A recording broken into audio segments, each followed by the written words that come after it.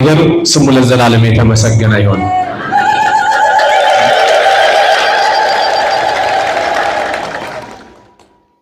እልልታ ጥሩ ነውና መጨረሻ ላይ እልል ትላላችሁላችሁ። በእርግጥ እልልታ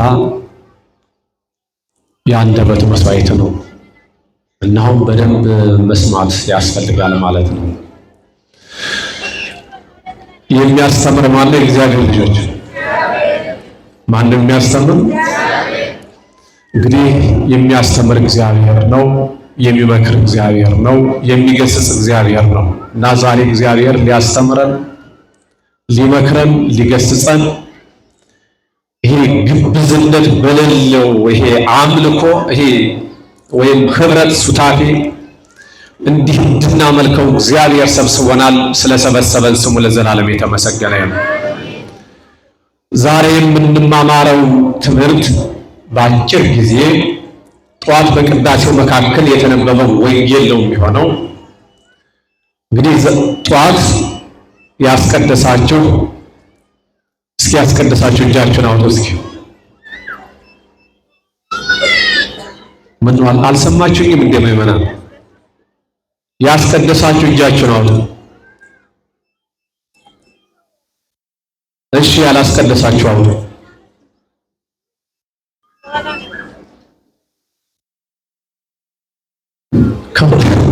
ከሁለቱም እኮ ያልሆናችሁ አላችሁ ወይ? ያስቀደሳችሁ እጃችሁን አውጡ። ትትና ነው እንዴ? ይሄ በእርግጥ የሚወደድ ህይወት ነው። ይሄ ሰው እየተማረ ሲሄድ ይሄ ህድአት ህዱ ይሆናል። ይሄ ለመናገር የማይቸኩል ራሱን ለመግለጥ የማይቸኩል ይሆናልና እኔ የተረዳሁት ይሄ ነው። ለማንኛውም እግዚአብሔር አሁን ያስተምረናል። እንዲያስተምረን የእርሱ መልካም ፈቃድ ይሆንልን። በቅዳሴው መካከል የተነበበው ወንጌል እቤታችሁ ገብታችሁ እንድታነቡት እኔ በትንሹ ነው የምነግራችሁ። ማብራራት ነው። አሁን እኔ ትንሽ ማብራራት ነው የማደርገው ማለት ነው እና በደንብ ትከታተሉኛላችሁ። የቀረውን ደግሞ ቤታችሁ ገብታችሁ ታነቡታላችሁና የማቴዎስ ወንጌል ምዕራፍ 12 ነው። ምዕራፍ ስንት ነው አልኳችሁ? ከቁጥር 1 ጀምራችሁ አነቡት ቤታችሁ ገብታችሁ እና እንደ መነሻ የሚሆነኝ ወበውእቱ መዋዕል ሐለፈ እግዚእ ኢየሱስ በሰንበት እንተመንገለ ገራውህ ይላል። ከዚህ መካከል እኔ ውእቱ መዋዕል የሚል ቃል አወጣለሁ። ይሄ የግዙ ቃል ነው። ውእቱ መዋዕል የሚለው የግዕዝ ቃል ወደ አማርኛ ሲመለስ ያ ወራት ይላል ማለት ነው እና ሁላችሁም ትሉታላችሁ። ያ በምስቲ በደንብ ያ ወራት ያ ምን እንግዲህ ከአራቱ ወንጌላውያን አንዱ የሆነው ቅዱስ ማቴዎስ የማቴዎስ ወንጌል ምዕራፍ 12ን ሲጀምር ያ ወራት ወይም ያ ዘመን ብሎ ይጀምራል ማለት ነው። ያ ወራት ያ ብሎ መናገር ጣጠቁም እንደማሳየት ነው እና እኛም ልናየው ያስፈልጋል። ይሄን ለማየት የተገለጠ ያልተሰወረ የበራ አይነ ህሊና ያስፈልጋል። እግዚአብሔር ያድለን። ያ ወራት የሚለው ቅዱስ ማቴዎስ ዘመነ ስጋዌን ነው። ማን ነው አልኳችሁ? በደንብ መልሱልኝ። ማን ነው? እስኪ ንገሩት። ያ ወራት የሚለው ዘመነ ስጋዌ። ዘመነ ስጋዌ ማለት ክርስቶስ ሰው የሆነበት ዘመን ማለት ነው እና አጠቃላይ የምዕራፉ ሐሳብ እዚህ ውስጥ ነው ያለው። እዚህ አሁን ያ ወራት ወበውእቱ መዋዕል የሚለው ውስጥ ነው ያለው ማለት ተጠቅሎ ተጸንሶ በእውነት የተለያዩ አዋላጆች ሊቃውንት ቢያገኙት ቢዋለድ ይሄ ቢወለድ የማያልቅ ምስጢር ያለው ነው። ያ ወራት ይለዋል።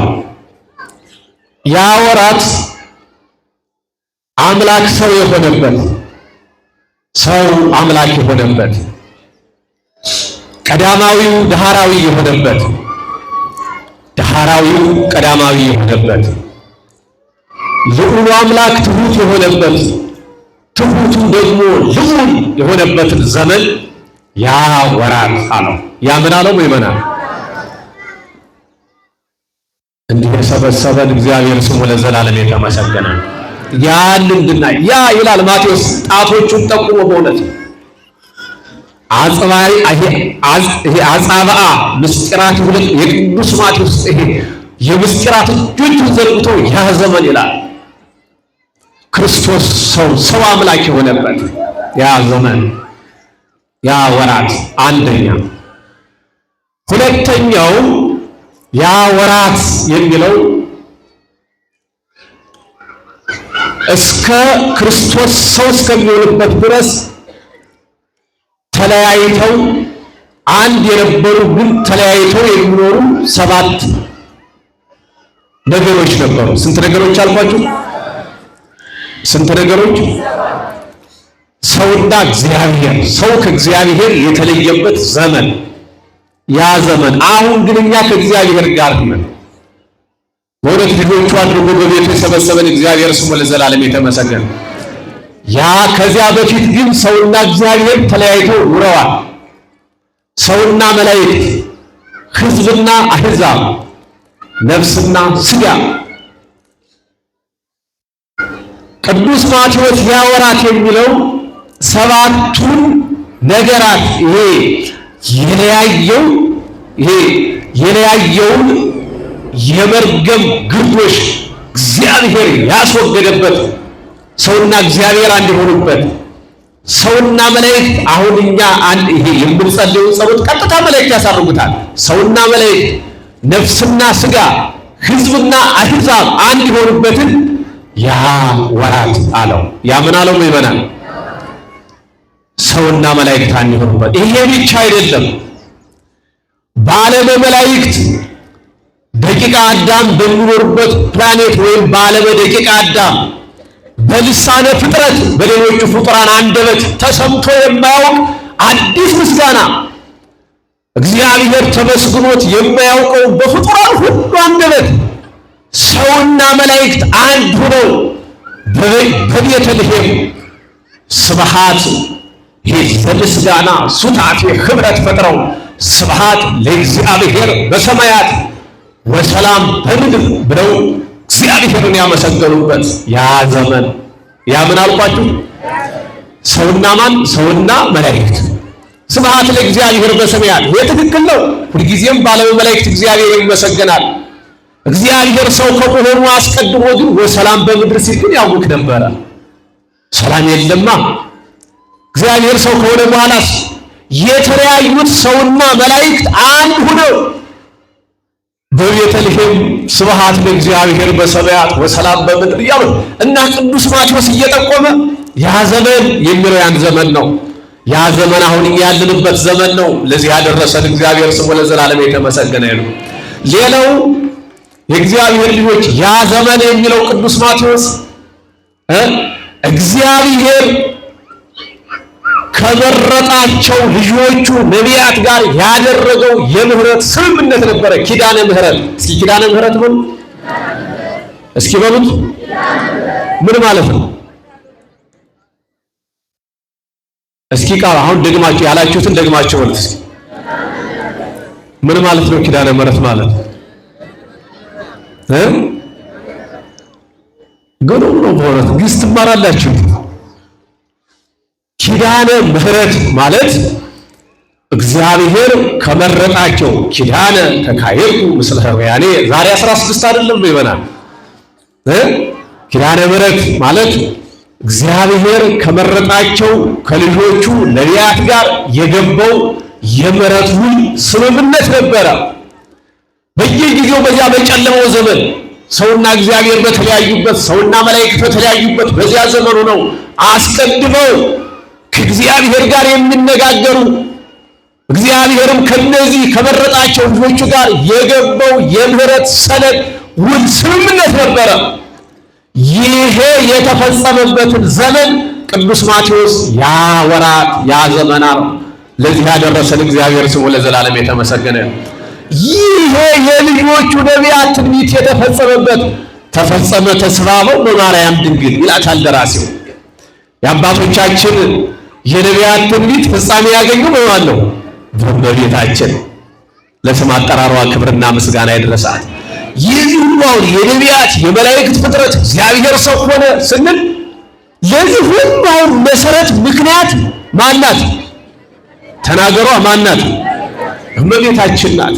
እና ቅዱስ ማቴዎስ ከልጆቹ ጋር የምሕረት ኪዳን ኪዳነ ተካሄድኩ ኪዳነ ምሕረት ይሄንን የፈጸመበትን ጊዜ ዘመን እየጠቆመ ያ ዘመን ይለናል። አያችሁ እግዚአብሔር ያ ዘመን የሚለው ይሄንን ነው።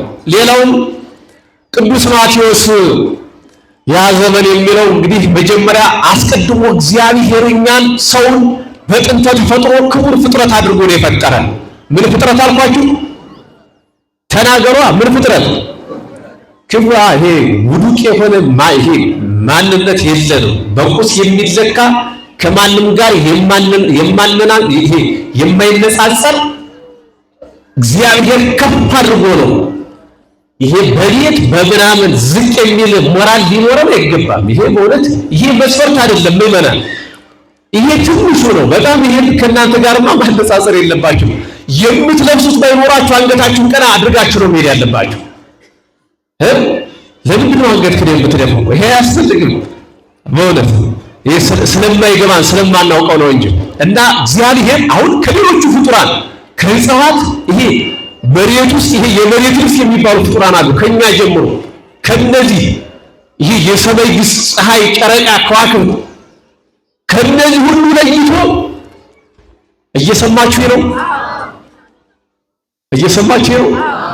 ነባቢት በምትናገር ለባዊት በምታስተውል ዘላለማዊት በማትሞት ነፍስ እግዚአብሔር አክብሮናል። ያከበረን እግዚአብሔር ስሙ ለዘላለም የተመሰገነ ነው። ከመላእክት ለይቶ ከማን ለይቶ አልኳችሁ? ከሌሎቹ ፍጡራን ለይቶ በነባቢት ነፍስ አከበረን። ከመላእክት ለይቶ ባራየው በአምሳሉ ፈጥሮናል። በምንና በምን አልኳችሁ? ቅዱስ ገብርኤልን መላእክትን ሲፈጥር በሳሪያና አምሳል ነው እንዲፈጠራቸው ነው። አያችሁ ሰው አንተ ማለት ይሄ ነው። እግዚአብሔር ግን ሰው የማይነካውን ነካ፣ የማይተላለፈውን ተላለፈ። አምላክ ሆናለሁ ብሎ የሥላሴን ዙፋን መነቅነቅ ጀመረ። አንሶ ከወደቀው ከዚህ ከውድቁ ዲያብሎስ በታች አንሶ ሲረገጥ 5500 ዘመን ኖረ። ምዕመናን በእውነት ስንት ጊዜ እግዚአብሔር እያከበረ እግዚአብሔር ያደረገልህን እየረሳ ተመልሰን እየተጨነቀ የምትኖር ብዙ አለ፣ ብዙዎች አለን። በእውነት እግዚአብሔር ያለ ትላንት ወድቀህ ያነሳህን፣ ታመህ የፈወሰህን፣ አልቅሰህ እንባህን ያበሰልህን፣ እጅ ላይ የበራው መብራት ጠፍቶ መልሶ ያበራልህን እግዚአብሔርን ረስተህ አሁንም በጨለማ ውስጥ የምትመላለሱ ብዙዎች አላችሁ። እግዚአብሔር እንዲህ አይነቱን በእውነት የመከራ ሕይወት ያስተካክልልን። አያችሁ አሁን እኛ እንረሳለን። ይሄ ማነስ ነው። እግዚአብሔር ያደረገልን መርሳት አያስፈልግም። እና ሰው እንዲሁ ሆኖ አነሰ። በምን በሚበላ በዕፀ በለስ በምን አልኳችሁ?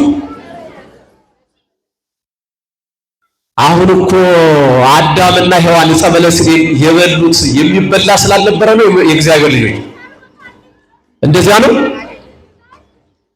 እንዲያማ ቢሆን ኖሮ የሚራቡን የፈጠረ እግዚአብሔር የሚበላ ምግብ ባይሰጥማ ኖሮ ተወቃሹ ራሱ እግዚአብሔር ይሆን ነበር አይደለም? አይሆንም እንዴ? ይሆናል። ግን ይሄን ያደረገ እግዚአብሔር ከአንዲት ከዕፀ በለስ በቀር ሌላው ነገር ለአዳምና ለሔዋን ተሰጥቷል። በሚበላ ነገር ግን በዚች በአንዲት ዕፀ በለስ በአምስቱ የሰውነት ክፍሎቻቸው ተጠቅሞ ከእግዚአብሔር ለያቸው እና የሰው ልጅ ወደቀ። ይሄ ሶስት ነው። ይሄ ወደቀ አነሰ። ሲያንስ በሚበላ የወደቀው በሚበላ ነገር የሰው ልጅ ወደቀ።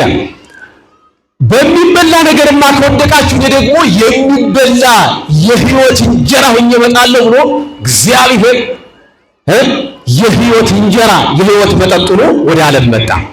ምን አይነት እንጀራ ሆኖ? የሕይወት እንጀራ። እስኪ የሕይወት እንጀራ ነው፣ የሕይወት መጠጥ ማን ነው እሱ?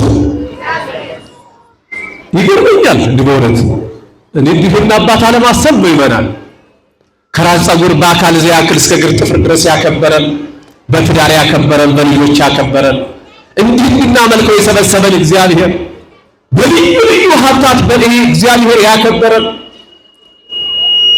እንደገና ደግሞ መጨረሻ ላይ ራሱን ብሉኝ ጠጡኝ ብሎ ራሱን የሰጠን እግዚአብሔር ደግሞ መጨረሻ ላይ ይመጣል። አይመጣም? እግዚአብሔር ሲመጣ የመጨረሻውን ስጦታ ይዞ ነው የሚመጣው። የመጨረሻው ስጦታ ማን ናት? መንግስተ ሰማያት በሉ እስኪ። ማን ናት? መንግስተ ሰማያትን ሊሰጠን ነው የሚመጣው እግዚአብሔር። እና መንግስተ ሰማያትን ከእግዚአብሔር እጅ ለመቀበል እንዲሁ እግዚአብሔር ግብዝነት በሌለው ሱታፌ እያመለኩ መኖር፣ እንዲህ ከኖር ነገ እንዲሁ ነን እንወርሳታለን። እንዲሁ ነን እንድንወርሳት የአባታችን የእግዚአብሔር መልካም ፈቃድ ይሆንልን። እግዚአብሔር የሚበላ የሕይወት እንጀራ የሚጠጣ የሕይወት መጠጥ ሁሉ የተሰጠበትን ዘመን ቅዱስ ማቴዎስ ያወራት ይለዋል። ያ ምን ይለዋል ምእመናን? የሕይወት እንጀራ ዛሬም በየጊዜው ሲሰወው የሚኖር በግ ግን እኛ ከዚህ እየራቅን እንኖራለን። እስኪ እንደው ንስሐ ገብታቸው ቁርባን ይሄ በዚህ ምስጢር ይሄን ከዚህ ምስጢር ጋር ሱታፊ ያድርጋችሁ የምትኖሩ አሁን እጃችሁን አውጡ ብትሉ አታውጡ። እየራቅን ነው። የሕይወት እንጀራ ብሉ ተመገቡ እንርቃለን። ቅዱስ ማቴዎስ ግን ያ ዘመን ይላል ክርስቶስ የሚበላ እንጀራ ሆኖ እስከ ዕለተ ምጽአት ድረስ ሲሰጥ የሚኖርበት ያ ዘመን እያለ ቅዱስ ማቴዎስ ይናገራል ማለት ነው። የመጨረሻው ቅድም በጥንተ ተፈጥሮ እንዲያድርጎ ያከበረን እግዚአብሔር በሐዲስ ተፈጥሮ እኛን ከፍ ያደረገበት በሐዲስ ተፈጥሮ የፈጠረበትን ዘመን ያ ወራት ያ ጊዜ እያለ ይናገራል። ያ ዘመን ትላንት ይሄው ሁሉ ያደረገ እግዚአብሔር ያደረገበት ዛሬም የእያንዳንዳችንን ሕይወት የሚያስተካክልባት ያ ዘመን ይህች ሰዓት ናት። ለዚህ ሰዓት ያደረሰን እግዚአብሔር ስሙ ለዘላለም የተመስገን። ምን አደረገ? ከዛ በኋላስ በዚያ ወራት ይላል ይሄ በደረት ግንባር ኃይል የፈጠረበት ለምጻሞችን ያነጻበት ለ38 ዘመን በደዌ ዳኛ በአልጋ ቁራኛ ተይዘው የነበሩትን አልጋህን ተሸክመህ ሂድ ባለበት ዘመን በዚያ ዘመን ምን አደረገ እግዚአብሔር? ውሃ አለፈ፣ በእርሻ መካከል አለፈ ይላል። በምን መካከል አለፈ? አረ ተናገሩ። በምን መካከል? በምን? በሰብል አዝመራው አሁን በታኅሳስ ማለት ነው። አሁን ገጠር ስትሄዱ አተሩ አፍርቶ ባቄላው አፍርቶ ስንዴው አፍርቶ አሁን እኛ ቆሎ ትምህርት ቤት ስንማር በዚህ ወቅት በእውነት አንራም ነበር። ሄደን እየበላን ማለት ነው። ሄደን ዝም ብለህ ቀይተህ በጭብጥ በዚች ልክ ከዚች በላይ ከዚች ካሳለፍክ ትያዛለህ፣ ሌባ ነህ ትባላለህ። ከዚች ካላተረፍክ ግን በዚች ልክ ሰብስበህ መብላት ከፈለከው ቦታ ቁጭ ብለህ መብላት ትችል ነበር። አሁን ግን እንኳን ጭብጥ አንዲት ፍሬ ብትይዝ እጅህን ነው የሚይዝህ። አሁን ዘመኑ እየተሸረሸረ ኧረ አባቶቻችንን ዘመን እግዚአብሔር ያምጣልን። አይሻልም ይሆን? እና አለፈ ይላል። በእርሻው ማሳ አዝመራው ባለበት የስንዴው እሸት ባለበት እግዚአብሔር አለፈ ይላል። ማን ያለፈው? እና ወአርዳኢ ፍሰ ሂሙ ወአሃዙ ይምሃው ሰዊፈ ወይኑ ይላል። ይሄ የግዕዝ ቋንቋ ደቀ መዛሙርቱ ተርበው ነበር ይላል። እነማን ናቸው የተራቡ? እኔ ይገርመኛል ይሄ ነገር። ጌታን ይዘው ምዕመናን አሁን እኛን እንዲህ አድርጎ የሚያኖረን በባህር እጁ እንዲህ የሚያኖረን እግዚአብሔርን ይዘው ከእርሱ ጋር እየሄዱ ተርበው ነበር ይላል። አሁን እግዚአብሔር እነሱን ማብላት አቅቶት ነው? ማጥገብ አቅቶት ነው። ግን እዚያ ውስጥ ይሄ ያልተስተካከለ ስውት ህይወት የነበራቸው ፈሪሳውያን አሉ። እዚያ እነሱ ውስጥ የነበረውን ስውት የሆነውን ህይወት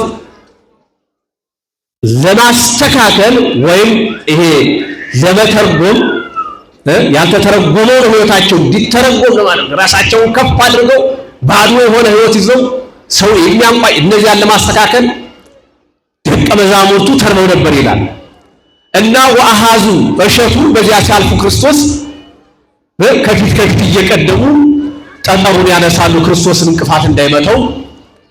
ይሄን እያደረጉ ደግሞ አንዳንዶቹ እሸት እየቀጠፉ ይበላሉ እና ይህች ቀን ቀዳሚት ሰንበት ናት። ማናት አልኳችሁ? ቀዳሚት ሰንበት ደግሞ አይሁድ ሲያከብሩ ደግሞ ቀዳሚት ሰንበትን ሲያከብሩ ይውላሉ እጃቸውን እንዲህ ከዘረጉ እንዲቻ ይመልሱ፣ ቁጭ ካሉ አይነሱ፣ በር ከዘጉም አይከፍቱም፣ ከተከፈተም አይዘጉ እና መጨረሻ ላይ እንደው አሁን የኛ ስልስ እኮ አይሰልሱም ይላሉ። ስልስ ይሄ ምን ያህል ነው? እኛ እንዲሁ እንደምናከብራት አይደለም። እኛማ የታመመን ግብረ ሰንበት የሚባለው የታመመን ጠይቅባታለን፣ የሞተ ሰው እንቀብርባታለን፣ እንዲህ ለአምልኮት እንሰበሰብባታለን። የሰበሰበን እግዚአብሔር ስሙ ለዘላለም የተመሰገነ እና ሲያዩ ክርስቶስን ይከተሉታል ለማጣላት ከንጉሱ ጋር ከቄሳር ጋር ለማጣላት እየተከተሉ ደቀ መዛሙርቱ ሲያዩ እሸቱን እያሹ ይበላሉ። ወይየርጎ እንዲህ አሉት አርዳኢከ ዘይገብሩ ደቀ መዛሙርት የሚያደርጉትን አታይም አሉት። ፈሪሳውያን ናቸው። ማን ናቸው አልኳችሁ? ፈሪሳውያን ደግሞ በእውነት ህይወታቸው ግብዝነት የተሞላ ነው። በእውነት ይሄ አሁን በዚህ ከአምስቱ ምስጢራት አንዱ ምስጢረ ትንሣኤ ነው።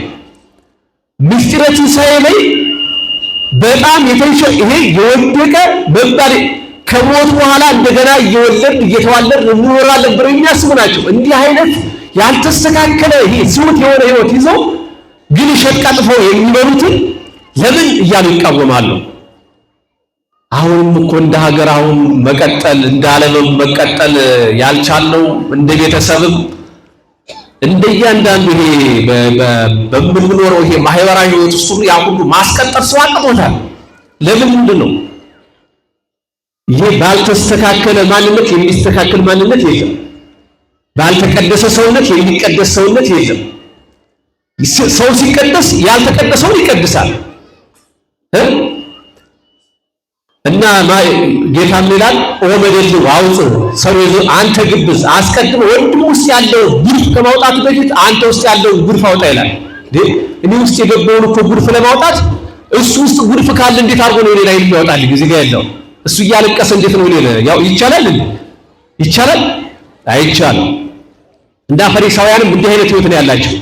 ሪያርዳይከ ዘይገብሩ ዘይከውን ገይረ በዕለተ ሰንበት እንዴት በዕለተ ሰንበት እስካሁን ተደርጎ የማያውቅ ለወደፊትም የማይደረግ ደቀ መዛሙርትህ እሸቱን እየቀጠፉ ሲበሉ ዝም ትላለህ አሉት። ረሃብ ከባድ ነው ምእመናን። ሲጀመር እሸት መቅጠፍ እኮ ይሄ የአእምሮት ምንድን ነው? ይሄ እሸት የሚበላ ሰው እርሞት ነው እንዲያው ሲራው እስኪ እንደው እሸት አምሮኛል አይደል እንደምትል ምእመናን ነው አይደለም? እስኪ እንደው እሸት ልቅመስ እኮ ነው እንጂ እንደው የራበው ሆዱ ጠግቦ እንደው እንደዚህ ተወጥሮ እስኪ ደግሞ እሸት የማያክል አይጠፋም ብሎ እሸት የማይበላል እንዴ? እና ሲጀመር በእውነት ፈሪሳውያን እይታቸው ትክክል አይደለም። እና የሚያደርጉትን ይሄ እንዴት አሉት። ጌታም እንዲህ አላቸው ወይቤሮሙ እያነበብክሙ እናንተ አላነበባችሁም እንዴ አላቸው። ዘገብረ ዳዊት አምህርበ ወቱኒ ወይለ ምስሌሁ ዘከመ ወአሌቶ ለእግዚአብሔር ወበልዐ ኀባው ዘቁርባን ዘኢይከውኖ ለበሊ ዘይልበለለ ካህናት ለባሕቲቶሙ ይላል። ምን ማለት ነው?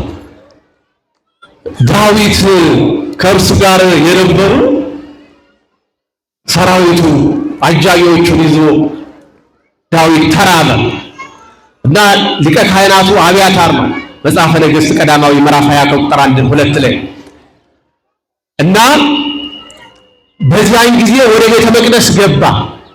ለካህናት ከካህናት በቀር ሊቀበሉት ወይም ሊፈጽሙት የማይቻለው ምስጢር ተላልፎ ዳዊት ይሄን አድርጓል። ይሄን አላነበባችሁም አላችሁ። አንደኛ አንገታቸውን ደፉ። ይሄ ሲመጣ ዘንበል ያደርጋል ፈሪሳውያን። ሁለተኛስ ወከይበይ ዳግመኛ ሳላነበባችሁ ከመካህናት ለውስተ ቤተ መቅደስ ያረኩስዋ ለሰንበት። በእርግጥ ያረኩስዋን የኛ መተርጉማኖች ተረጉሙ ይስዕርዋ ብለው ሰብረው ተርጉሞታል። አሃ ትላላችሁ። አሁን ካህናት ተብሎ ያረኩስዋ ሲል ይስዕርዋ ተብሎ ተስተካክሎ ተተርጉሟል። የእናንተ ካህናት በብሉይ ኪዳን እውነት ነው እንዲህ አድርጋችሁ ታከብሯታላችሁ። ግን በጉር መስዋዕት አድርገው የእናንተ ካህናት ሲያቀርቡ ሲያርዱ ሲያወራርዱ ከመሬት አፈሩ ይዳሳል፣ ይቆፈራል፣ ሳሩ ይበጠሳል፣ ቅጠሉ ይረግፋል። ይሄንን አላያችሁም አላችሁ። አንገታቸውን ደፉ። እንዴ እና ይሄ የእናንተ ካህናት ስለሆኑ የቤተ መቅደሱ አገልጋዮች ስለሆኑ ይሄን ካደረጉ የኔ ምሳሌ የሚሆነው ቤተ መቅደስ የሚያገለግሉ የእናንተ ካህናት ይሄን የሚያደርጉ ከሆነ አማናዊ ቤተ መቅደስን የሚያገለግሉ ቅዱሳን ሐዋርያት ስለራባቸው እሸት ቀጥፈው እያሹ ቢበሉ ጥፋቱ ምንድነው? መስዋዕተ አበድር ምነ መስዋዕት ከመስዋዕት ይልቅ ምሕረትን። ትንቢተ ሆሴዕ ምዕራፍ 6 ከቁጥር 7 ላይ እንዲህ ይላል፣ ከመስዋዕት ይልቅ ምሕረትን እወዳለሁ ይላል። ከምን ይልቅ አልኳቸው ይሆናል? ከምን ይልቅ ምን እወዳለሁ? ከሚቃጠል መስዋዕት ይልቅ እግዚአብሔርን ማወቅ እወዳለሁ ይላል እግዚአብሔር። እና እነሱ ይሄን ያህል ይከራከራሉ። አሁን ሐዋርያትን ዝቅ እሸቱን ከፍ ሰንበትን ከፍ አድርገው የሐዋርያትን ሰውነት ዝቅ አድርገው ይናገራል። ትክክል አይደለም። እንዲህ አላቸው፣ ሰንበትሰ ተፈጥረት በቤተሰብ ሰንበት እኮ የተፈጠረችው ለሐዋርያት ለሰው ነው አይደለም ይሆናል። ሰንበት የተፈጠረችው ለማን ነው? ለኛ ነው። ዋኮ ሰብ በቤተሰብ ሰው ለሰንበት አልተፈጠረም። ተፈጥሯል ተፈጥሯል እንዴ? ሰንበት ለኛ ናት። እግዚአብሔር ሰንበት ወልደ ይጓለ መሄው። ስለዚህ ሰው ሲራብ በሰንበት እንዲህ ያደርግ ነውር አይደለም። ትልቁን ትንሽ አደረጋቸው፣ እንደገና ትንሹን ደግሞ ከትልቁ አስበለጣቸው። ከዛሬ ጀምሮ ይሄን እንዳታደርጉ አላቸው። እሺ አሉ ፈሪሳውያን። ወደ ምኩራባቸው ገባ። ሁለተኛ ገባና በዚያ በምኩራብ ረከበ ብእሴ ዘይርሰት ዲሁ እጁ የሰለለች ሰው አገኘ እና ፈሪሳውያን ይሄን ሰው እንዳይፈውሰው አሁንም ይርና ጠየቁት። አንተ መምህራችን አልታቤት በዕለተ ሰንበት እንደው በቀዳሚት ሰንበት መፈወስ ይገባል አሉት። እንዴት አይነት በእውነት ይሄ የከበረ ሕሊና ነው ይመናል። ይህ ክፋት በክፋት የተገነባ ሕሊና እግዚአብሔር በእውነት ልባችን ውስጥ እንዲህ እንዳለት የጠነከረውን ክፋት እግዚአብሔር ያስወግድልን። ሰው እንዲህ ሲሆን ከባድ ነው። ወንድሙን እየገፋ ለእግዚአብሔር መስዋዕት ያቀረበ ይመስለዋል። ሰው እንዲህ አይነት ሕይወት ሲኖረው ወንድሙን ሰይፍ አስቀምጦ ፎቶ ይነሳል። አቤት 21ኛው ክፍለ ዘመን የኛ ዘመን እኮ ነው። ወንድሙን እንዲህ እየገዘገዘ እየሳቀ እየጠጣ እንደዚህ ፎቶ የሚነሳ እና ከዛስ ይገባልን አሉት። አይገባም ቢላቸው እንዴ ሰው አይደል እንዴ ሰው ተፈጥሮ ያሳዝነው ቢሉት ነው። እንደገና ደግሞ ይገባል ቢላቸው እንዴት ሰንበት ይሻረ ብለው ከቄሳር ጋር ለማካሳስ ነው። ጌታም አንድ ጥያቄ ጠየቃቸው። እስኪ ልጠይቃቸው አለ። እሺ እየሰማችሁ ነው የሚመና ጨርሻለሁ። ልጨርስ ትንሽ ነው የቀረኝ እና እስኪ ከእናንተ መካከል እኔ አሁን ይሄንን በሽተኛ ይፈውሰዋል ብላችሁ እንደዚህ የምትሉ ከሆነ እስኪ ጥያቄ ነው። ከእናንተ መካከል በግ ያለው ሰው በጉ ዋሻ ቢገባበት ዝም ብሎ ነው የሚተው ሲሏች አይተውም። ሳሩን ቆርጦ መሬቱን ድሶ ቆፍሮ በጉን ያወጣዋል። እንዴ ሳር ከበጠሳችሁ ከቅጠል ካረገፋችሁ መሬት ከሻራችኋታ ይሄ እኮ በግ ነው እንስሳ ነው። እስኪ አሁን ከተፈጥሮተ እንስሳና ከተፈጥሮተ ሰው ከሰው ተፈጥሮ ማን ይበልጣል? ምእመናን እንዴ ይሄን የምታደርጉ ከሆነ እኔ እንደ ሰው የምፈውሰው ምንድነው ችግሩ? ስለዚህ ከተፈጥሮተ እንስሳ ተፈጥሮተ ሰው ይበልጣል።